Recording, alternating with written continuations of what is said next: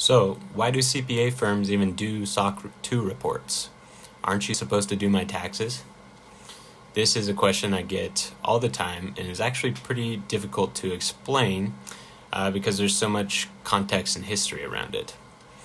So as the factual history is rather complex, and I want to explain this in plain English, let's summarize this in a fun story about an accountant named Bob.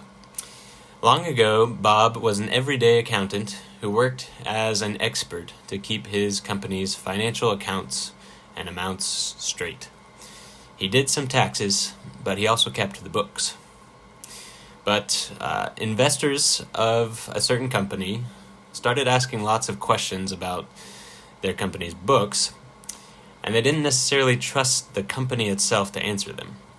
So they asked Bob to test the books and issue a report on them. Bob said, "Okay, I will learn how to do that." He quit his job as a regular accountant, and he became an auditor. One day, the investors realized that throughout his audits, Bob was testing a small sample of transactions, but they wanted to be confident that every single transaction was correct.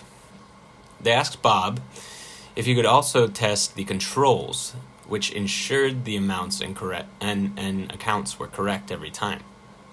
Bob said, "Sure, I will learn," and he became a controls auditor. Now, predictably, swarms of intelligent robots came along and started to perform those controls instead of the humans that were originally doing them.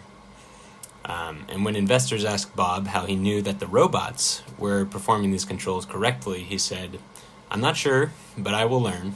And he became an IT controls auditor. But the robots at certain companies began to be manipulated by certain bad people to steal information, and investors asked Bob how he knew that their robots were safe and true to the cause. Bob said, "I will learn," and he became an IT security controls auditor. And that's what accountants do today through a SOC 2 report. We test the controls that keep information secure and away from bad people.